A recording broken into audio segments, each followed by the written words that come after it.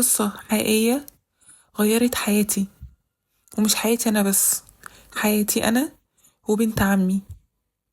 والنهاردة دوري إن أقولها لكم عشان حياتكم انتوا كمان تتغير. يمكن حد فيكم بيمر بنفس اللي احنا مرينا بيه.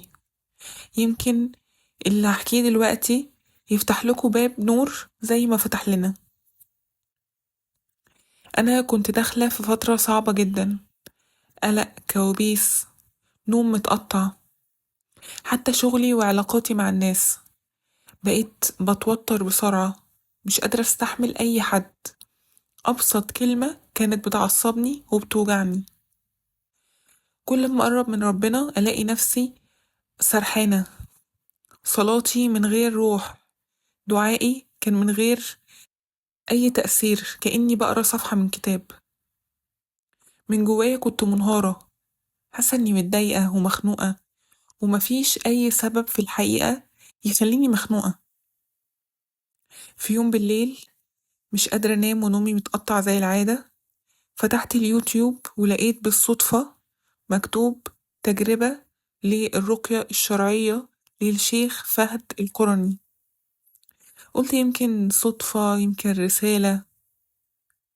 المهم فتحته وسمعت اللي فيه، ونويت إني أجربه. وتأكيدا فتحت كذا فيديو بيتكلم عن نفس الموضوع عشان أتأكد اللي أنا هعمله ده صح. ما عملش يعني أي حاجة، صور ما قالش عليها الحاجات دي، يبقى كل حاجة مظبوطة، الرقية تبقى مظبوطة. بدأت أشغل الرقية وأقول ورا الشيخ. مرة واحدة حسيت بدموع كتير قوي، مش فاهمة أصلا ليه دموعي ما بتقفش، كأن في جبل محطوط على صدري واتشال. الليلة دي حسيت إني مرتاحة. مفيش أي تغيير حصل حواليا في حياتي، بس من جوايا حسيت إني مرتاحة. ومن ساعتها نويت إن أكمل ال7 أيام. عدى يوم، التاني، التالت، الرابع. من بعد اليوم الرابع حسيت واحدة واحدة براحة غريبة قوي جوايا. حسيت إني مبسوطة وفرحانة، والخنقة اللي كانت بدون سبب دي ابتدت تتشال واحدة واحدة. كنا في تجمع عائلي في اليوم الخامس، وقعدت أتكلم شوية مع بنت عمي. كنت فرحانة وكنت عايزة أشارك التجربة مع حد. أقرب واحدة ليا كانت بنت عمي.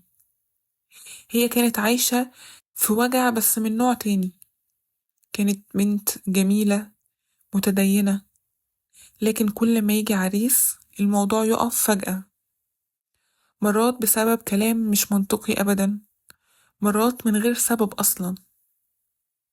عدى عليها 3 أو 4 فرص كويسين جدا، وكلهم اتقفلوا. هي أو أي حد فينا لما الموضوع يحصل أكيد هنحس إن في حاجة غلط، في بقى عين، حسد، أيا كان. بنت عمي كانت بتقولي أنا كنت ببكي، ببكي وأنا لوحدي، أقول إيه الحاجة اللي ناقصاني، إيه الحاجة اللي ممكن تكون سبب في اللي كل ده يحصل. أنا بصلي وبصوم، بحاول على قد ما أقدر معملش حاجة غلط، إيه السبب؟ بتقولي كنت دايما بخاف أحكي لحد عشان مبانش إني ضعيفة، وأبان من بره إن الموضوع كله مش فارق معايا. أنا ساعتها قلتلها على موضوع الرقية واللي حصل معايا، وقلتلها تعالي نكمل الأيام ونبدأ تاني سوا. قعدنا سوا اليوم ده، شغلنا الرقية وقعدنا نقول ورا الشيخ. اللي حصل لها برضو شبه اللي حصل لي. هي حست إن جسمها بيترعش، حست بنفس الدموع، حست إن هي مخضوضة مش عارفة من إيه. بس بعد كده قالت لي إن الآيات ريحتها جدا.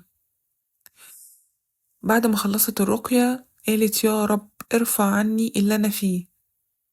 بتقولي بعديها لأول مرة من سنين حسيت براحة حقيقية. خلصنا الرقية وهي قاعدة قدامي، وشها مليان دموع من غير سبب. وقالت لي إن هي فعلا كل ما بتسمع قرآن أو بتقرأ قرآن بينزل منها دموع كتيرة قوي.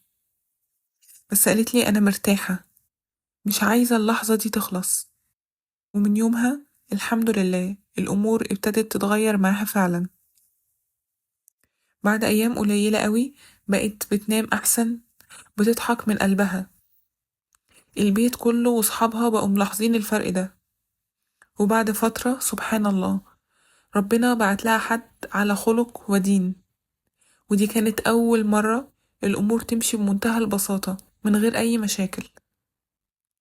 أنا شفت قدامي قد إيه كلام ربنا شفاء، مش بس لجسمي أو ليا أنا، لكن لقلبها هي كمان.